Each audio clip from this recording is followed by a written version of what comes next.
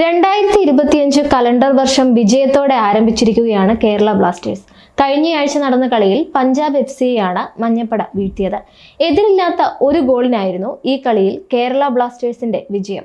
പുതുവർഷം ജയത്തോടെ തുടങ്ങാനായ മഞ്ഞപ്പട തിങ്കളാഴ്ച വീണ്ടും കളത്തിലിറങ്ങുകയാണ്. ഒഡീഷ FCയാണ് കൊച്ചിയിൽ നടക്കാനിരിക്കുന്ന കളിയിൽ മഞ്ഞപ്പടയുടെ എതിരാളികൾ. ടീമിലെ ചില പ്രധാന കളിക്കാർക്ക് സസ്പെൻഷനെ തുടർന്ന് ഈ മത്സരം നഷ്ടമാകും.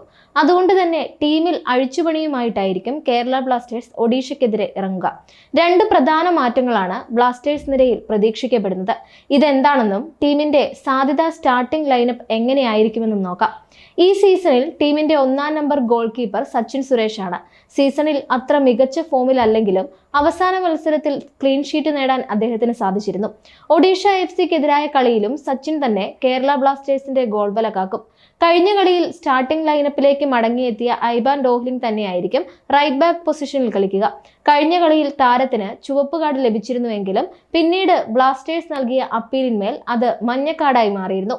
ഇതുകൊണ്ട് തന്നെ താരം ഈ കളിയിൽ സെലക്ഷന് ലഭ്യമാണ്. നവോച്ച സിംഗ് ആകും ടീമിന്റെ ഇടത് ബാക്ക് സ്ഥാനത്തിറങ്ങുക. ഈ സീസണിൽ മികച്ച ഫോമിൽ കളിക്കുന്ന താരമാണ് നവോച്ച. സെൻട്രൽ ഡിഫൻസിൽ മാറ്റമുണ്ടാകുമെന്ന കാര്യവും ഉറപ്പാണ്. കഴിഞ്ഞ കളിയിൽ ടീമിന്റെ സെന്റർ ബാക്കായി കളിച്ചിരുന്നത് ഹോർമിപാം റൂയിവയും മിലോസ് ഡ്രിൻസിച്ചുമാണ്. ഇതിൽ ഹോർമി സ്ഥാനം നിലനിർത്തും. എന്നാൽ കഴിഞ്ഞ കളിയിൽ ചുവപ്പ് കാർഡ് കണ്ട ഡ്രിൻസിച്ചിന് സസ്പെൻഷൻ മൂലം ഈ കളി നഷ്ടമാകും. അദ്ദേഹത്തിന് പകരം പ്രീതം കോട്ടാൽ സ്റ്റാർട്ടിംഗ് ലൈനപ്പിലേക്ക് മടങ്ങിയെത്തിയേക്കും. ഡിഫൻസീവ് മിഡ്ഫീൽഡർ സ്ഥാനത്ത് ഫ്രെഡി ലാലമാവി ഉണ്ടാകുമെന്ന കാര്യം ഉറപ്പാണ്. എന്നാൽ ഡാനിഷ് ഫറൂഖിന് സസ്പെൻഷൻ മൂലം ഈ കളി നഷ്ടമാകും. കഴിഞ്ഞ കളിയിൽ സീസണിലെ 4-ാം മഞ്ഞക്കാർഡ് കണ്ടതാണ് ഡാനിഷിന് തിരിച്ചടിയായത്. ഡാനിഷിന് പകരം ഫ്രഞ്ച് താരം അലസാൻഡ്രെ കോഫ് സ്റ്റാർട്ടിംഗ് ലൈനപ്പിൽ ഇടം പിടിക്കാനാണ് സാധ്യത. ക്യാപ്റ്റൻ അഡ്രിയാൻ ലൂണ, യുവതാരം കോറു സിംഗ് എന്നിവരും ടീമിൽ ഉണ്ടാകുമെന്ന കാര്യം ഉറപ്പാണ്.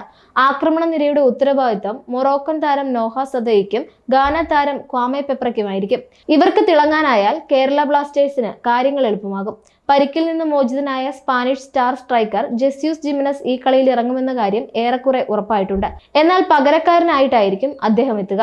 Sachin Suresh, Aiban Dohling, Pritam Kotal, Hormipam Ruivah, Naocha Singh, Alexandre Coeff, Freddy Lallawmawma, Koro Singh, Adrian Luna, Kwame Peprah, Noah Sadaoui എന്നിങ്ങനെയാണ് കേരള ബ്ലാസ്റ്റേഴ്സിന്റെ സാധ്യതാ ലൈനപ്പ്.